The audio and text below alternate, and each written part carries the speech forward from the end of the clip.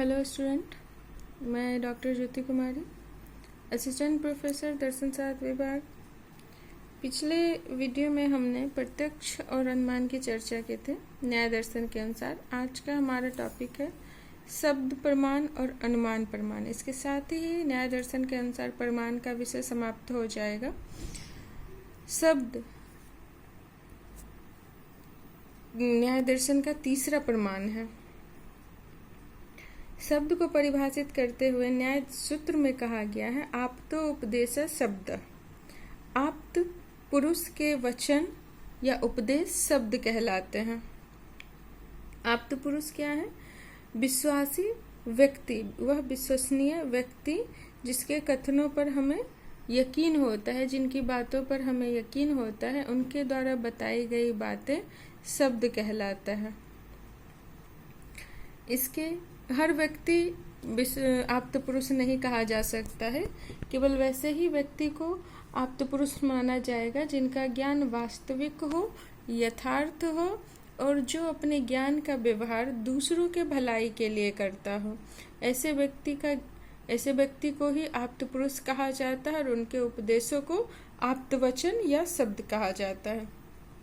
इसके अतिरिक्त कुछ प्रमाणिक पुस्तकें हैं, वेद, पुराण, धर्मशास्त्र आदि, जिसमें वर्णित बातों को, जिनमें वर्णित कथनों को आप्त वचन कहा जाता है। उनसे जो भी ज्ञान प्राप्त होता है उसे शब्द कहा जाता है। शब्द का वर्गीकरण दो भागों में किया गया है। पहले दृष्टिकोण से शब्द के दो प्रकार हैं, दृष्टार्थ और अदृष्टार्थ। दृष्टार्थ दो शब्दों से बना है, दृष्ट और अर्थ।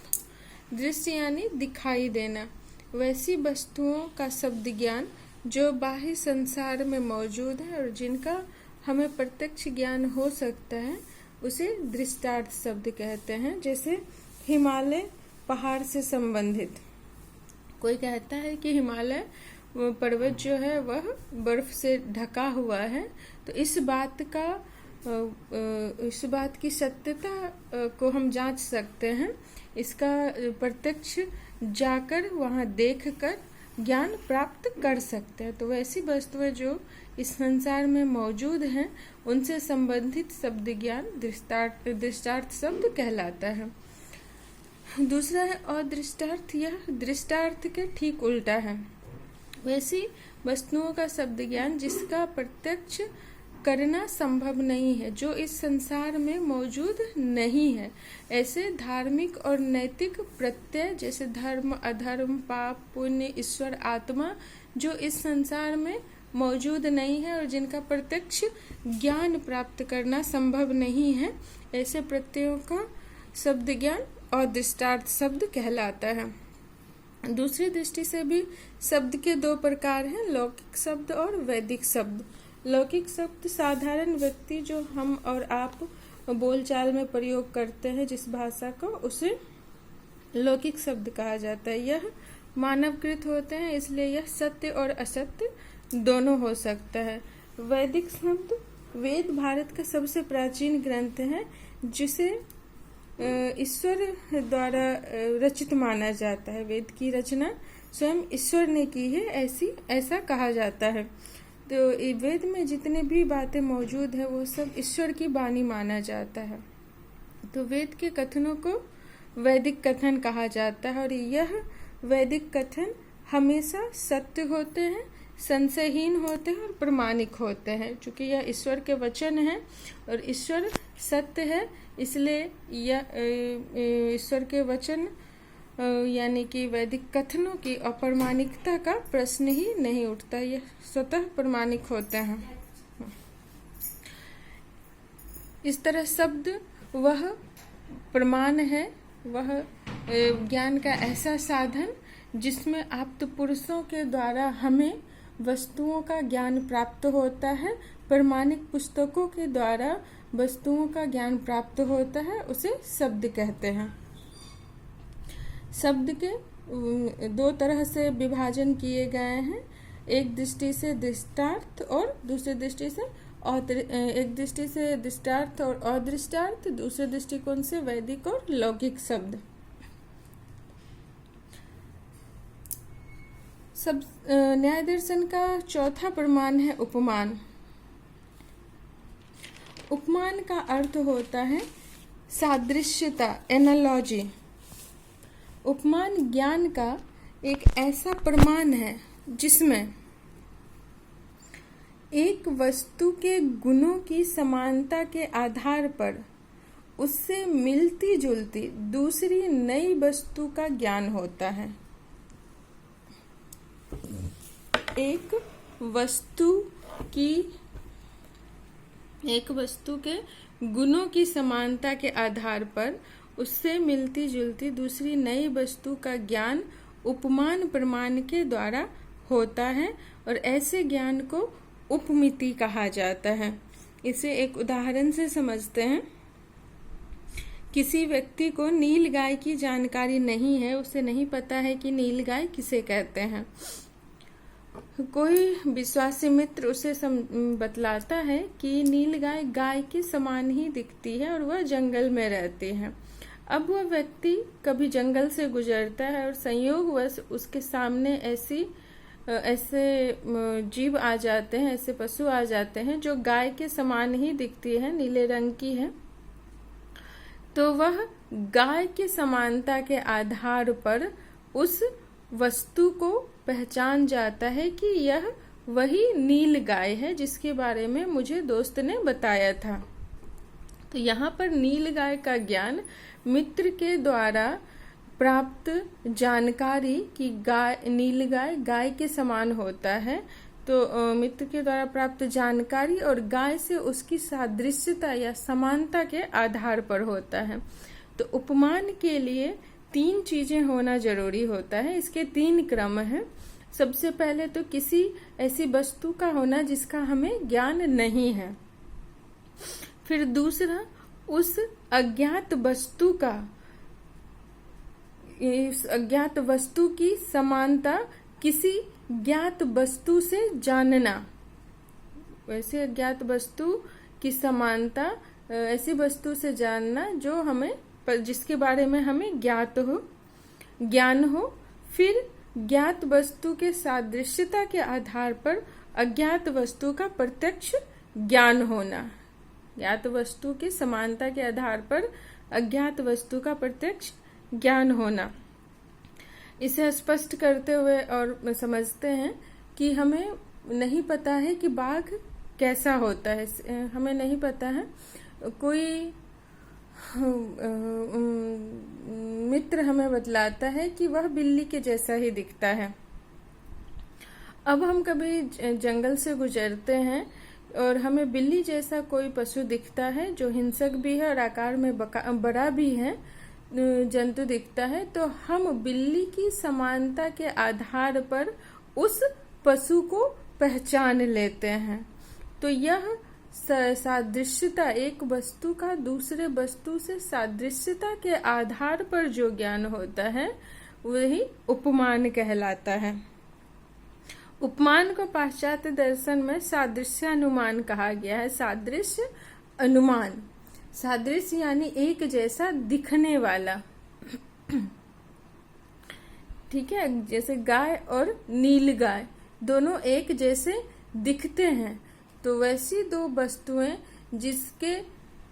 जो एक जैसी दिखती हो लेकिन एक दूसरे से अलग हो, तो एक वस्तु को देखकर उसके जैसी दिखने वाली दूसरी वस्तु को पहचान लेना ही ये उपमान कहलाता है। ठीक है, उपमान को न्याय दर्शन, मीमांसा दर्शन और वेदांत दर्शन में स्वतंत्र प्रमाण माना गया है। न्याय, मीमांसा और वेदांत दर्शन में स्वतंत्र प्रमाण माना गया है, किंतु बौद्ध दर्शन, जैन दर्शन, वैशेषिक दर्शन में उपमान को प्रमाणिकता नहीं दी गई है। प्रमाण को स्वीकारा ही नहीं गया है ज्ञान के साधन के रूप में। सांख्य दर्शन में उपमान को प्रत्यक्ष का एक प्रकार माना गया है, किंतु वास्तव में उपमान जो है प्रत्यक्ष, अनुमान, शब्द और प्रतिभिज्ञा, इन चारों से भिन्न है। प्रत्यक्ष में क्या होता है कि हम ज्ञानेंद्रियों के द्वारा इंद्रिय वस्तु के सन्निकर्ष से प्राप्त ज्ञान को प्रत्यक्ष कहते हैं।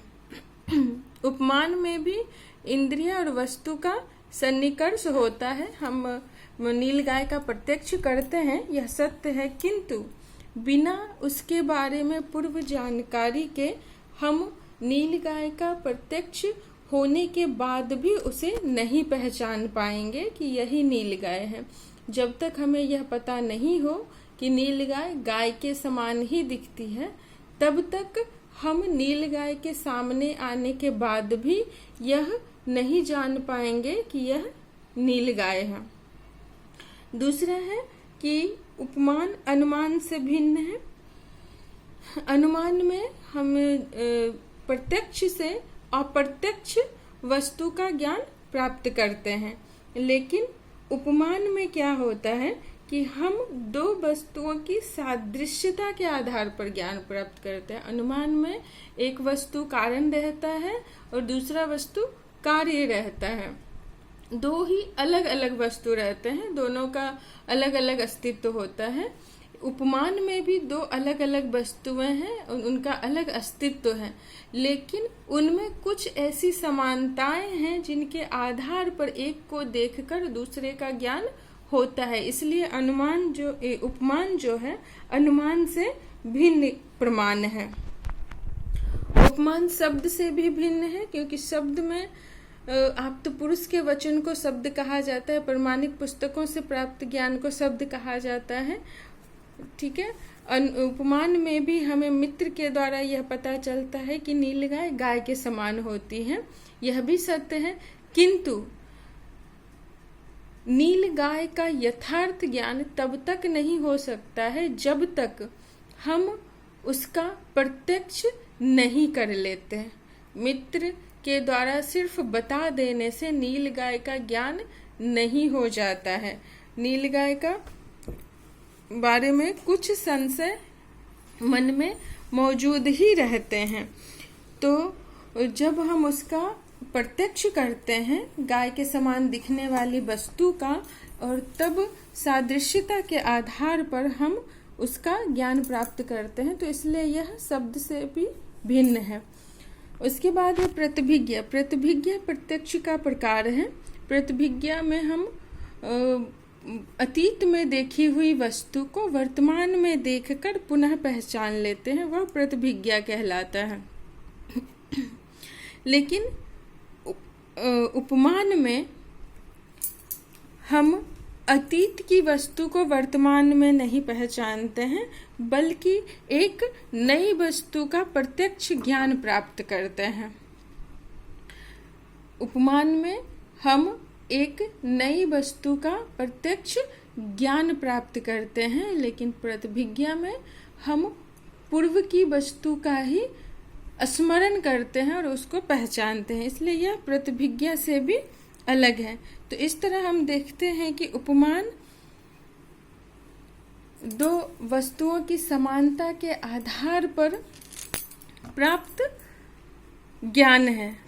संसार में बहुत सारी ऐसी वस्तुएं हैं जिसका ज्ञान प्रत्यक्ष और अनुमान से नहीं हो सकता। उसके लिए हमें शब्द प्रमाण की जरूरत होती है, जैसे ईश्वर, आत्मा, इन सबों का हम ना तो प्रत्यक्ष कर सकते हैं, ना ही इसका ज्ञान अनुमान से हो सकता है। उसके लिए शब्द प्रमाण को स्वीकारा गया, किंतु उसके अलावे भी बहुत सारी वस्तुएं ऐसी हैं जिसका ज्ञान प्रत्यक्ष, अनुमान और शब्द से भी नहीं हो सकता, और इसीलिए न्याय दर्शन में चौथे प्रमाण के रूप में उपमान को स्वीकारा गया है, और उसके द्वारा जिसमें एक जैसी दिखने वाली दूसरी वस्तु का ज्ञान प्राप्त किया जाता है। तो इस तरह से आज हमारा शब्द और उपमान प्रमाण के साथ ही न्याय दर्शन का एक टॉपिक प्रमाण समाप्त होता है। अगले वीडियो में हम कुछ नए विषय को लेकर फिर से उपस्थित होंगे। तब तक के लिए नमस्कार।